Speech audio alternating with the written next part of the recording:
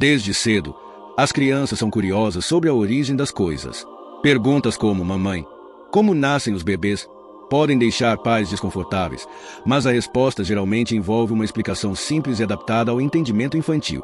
Afinal, processos importantes exigem explicações cuidadosas. Antes de continuarmos, devo lembrar que farei uma oração para que Deus abençoe sua vida ao final do vídeo.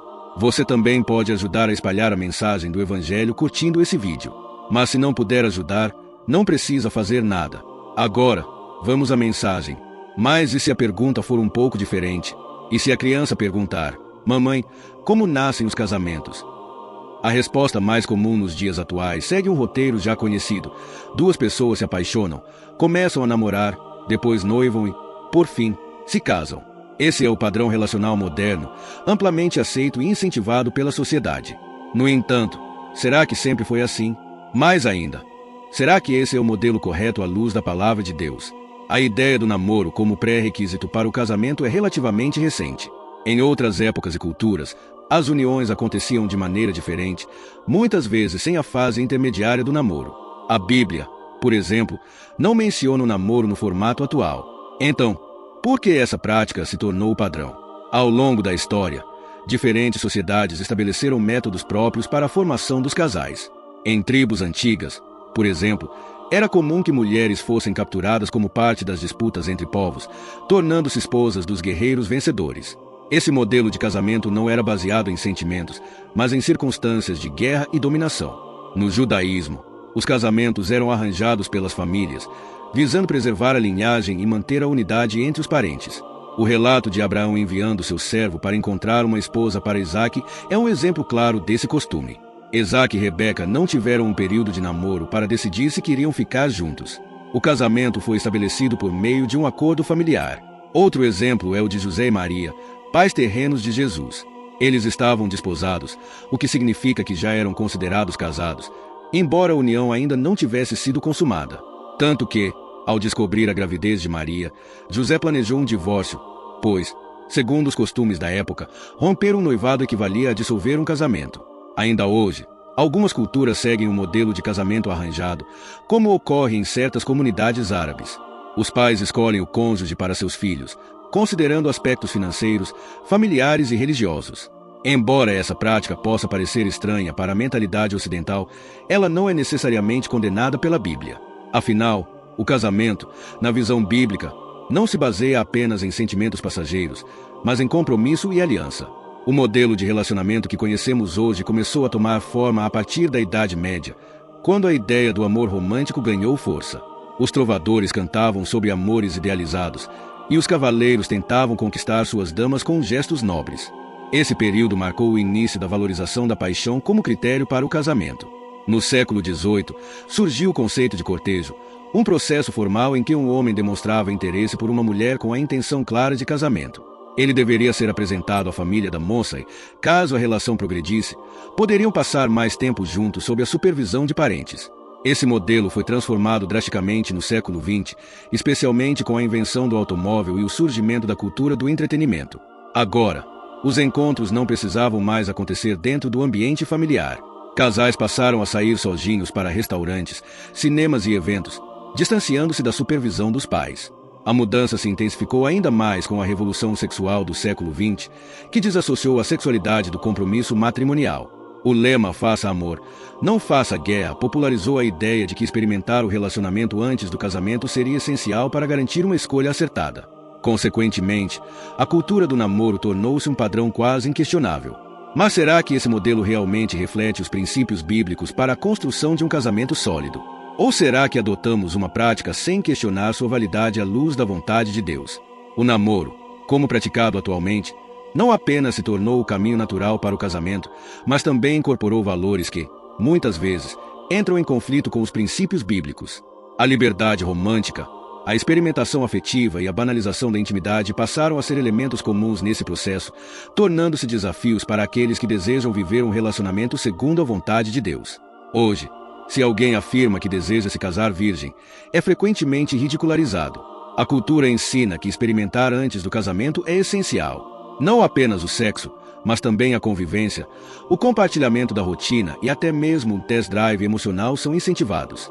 Muitos jovens são pressionados a seguir esse padrão, pois a ideia de casar sem ter tido uma experiência prévia é considerada um risco. Contudo, a Bíblia apresenta um modelo diferente. O casamento é uma aliança sagrada, não um contrato baseado em satisfação pessoal. Em Efésios, lemos: por essa razão, o homem deixará pai e mãe e se unirá à sua mulher, e os dois se tornarão uma só carne. Essa união não é apenas física, mas espiritual e emocional. O compromisso não deve depender de testes ou experimentações, mas de uma decisão fundamentada na fé e no propósito de Deus. Embora algumas igrejas condenem o namoro, outras o aceitam com restrições. Em geral, há consenso sobre algumas regras básicas. Sexo antes do casamento não é permitido, e a convivência deve ter limites claros. No entanto, muitos jovens cristãos ainda se perguntam até onde é aceitável ir. Como evitar cair nas armadilhas de um relacionamento que se desvia dos padrões divinos? Um dos maiores problemas do namoro moderno é que ele abre portas para tentações. O contato físico, a intimidade emocional excessiva e a falta de supervisão criam um ambiente propício para que a pureza seja comprometida. Muitos casais começam com o desejo de manter a santidade, mas acabam cedendo à pressão do mundo. Além disso, a mentalidade do namoro moderno ensina que o relacionamento deve servir para satisfazer os desejos individuais. Se um namoro não está mais dando certo, é comum que um dos parceiros simplesmente termine, buscando outra pessoa que atenda melhor às suas expectativas. Essa visão gera uma cultura de descartabilidade, na qual o compromisso é visto como algo temporário e condicional. Em contraste, a Bíblia nos chama a enxergar o amor de forma diferente. Coríntios descreve o amor como paciente, bondoso e altruísta. O verdadeiro amor não busca apenas a própria satisfação, mas o bem do outro. Se um relacionamento é guiado apenas pelo desejo de realização pessoal, ele perde sua essência cristã. Diante de tudo isso, surge uma pergunta fundamental: o namoro é um modelo ideal para os cristãos, ou existe uma abordagem mais bíblica para os relacionamentos? Existem 3 caminhos possíveis: aceitar o namoro como ele é, tentando apenas evitar os excessos; modificar a cultura do namoro, estabelecendo limites mais rígidos e buscando um propósito mais claro; abandonar o conceito de namoro, substituindo por um modelo mais alinhado aos princípios bíblicos, como o cortejo intencional para o casamento. A Bíblia não fala explicitamente sobre namoro, mas nos dá princípios claros sobre pureza, compromisso e fidelidade. O desafio para os cristãos modernos não é simplesmente seguir a cultura ao redor, mas buscar um padrão que honre a Deus. Se o namoro nos afasta da santidade, talvez seja a hora de repensar essa prática e buscar alternativas mais alinhadas com a vontade divina. Quando refletimos sobre os princípios de relacionamento que a Bíblia nos oferece, é essencial perceber que a busca por um cônjuge não deve ser tratada de maneira trivial. A sociedade contemporânea pode tratar o namoro e o casamento como etapas flexíveis, adaptáveis aos desejos pessoais. Mas a palavra de Deus nos mostra que o casamento é uma aliança sagrada e que as decisões que tomamos antes desse compromisso têm grande peso espiritual e emocional. A maneira como nos relacionamos com o outro, seja antes ou depois do casamento, deve ser regida pelo compromisso incondicional. Em Coríntios, o apóstolo Paulo descreve o amor como algo que não busca os seus próprios interesses. Esse amor é a base de qualquer relacionamento cristão e deve ser cultivado desde o início, seja em uma amizade, namoro ou casamento. O relacionamento antes do casamento não deve ser uma experimentação, mas uma construção gradual e intencional de uma aliança que reflete o caráter de Cristo. Além disso, a pureza antes do casamento é um valor cristão que muitas vezes é subestimado na cultura moderna. Em Tessalonicenses, Paulo nos instrui a abster-nos da imoralidade sexual e a viver de maneira honrosa, em respeito ao corpo e à santidade de Deus. Essa pureza não deve ser apenas física, mas também emocional e espiritual. Se estamos realmente buscando um casamento segundo os princípios de Deus, devemos primeiro desenvolver um caráter que esteja em sintonia com os ensinamentos bíblicos, honrando a santidade de nosso corpo e de nossos sentimentos. Diante disso, o que podemos aprender e como aplicar esses princípios no nosso contexto? O primeiro passo é a avaliação honesta do que entendemos por namoro. Será que estamos apenas imitando os padrões culturais ao nosso redor, ou estamos buscando uma relação que reflete o amor de Cristo? Quando falamos sobre o namoro e o casamento, a questão central deve ser sempre: como posso honrar a Deus nesse relacionamento? Se o namoro, como conhecemos, nos leva a comprometer os valores cristãos de pureza, compromisso e amor incondicional, talvez seja a hora de reconsiderarmos a maneira como nos relacionamos. Se, por outro lado, podemos resgatar a prática do namoro, garantindo que ela seja alinhada com os princípios bíblicos, podemos avançar com mais sabedoria. O importante é que a busca pelo casamento nunca deve ser uma busca egoísta ou apenas para satisfação pessoal, mas uma busca por cumprir a vontade de Deus.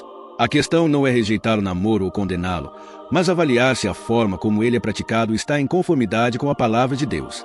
Devemos ser sábios ao considerar nossas ações, decisões e compromissos, para que nosso relacionamento com o próximo, especialmente com alguém que pretendemos chamar de esposo ou esposa, reflita a santidade e o amor que Deus espera de nós.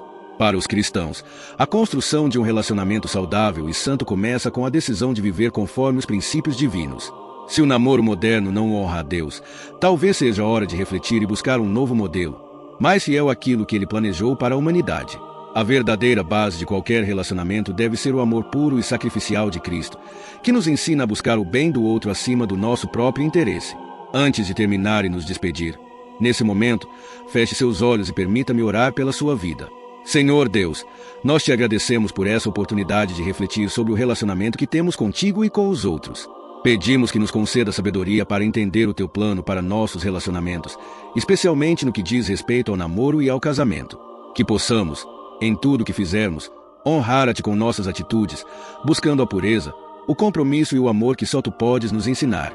Que nossos corações estejam alinhados com a tua vontade e que, em cada passo que dermos, possamos glorificar o teu nome. Senhor, oramos para que todos os que buscam por um relacionamento abençoado por ti encontrem a paz e a direção em ti. Que o nosso amor seja verdadeiro, paciente e altruísta, refletindo a tua graça e misericórdia. Em nome de Jesus, oramos. Amém. Não se esqueça de ajudar a espalhar a mensagem do Evangelho. Que você continue caminhando na luz da verdade de Deus e que Ele te abençoe. Até a próxima.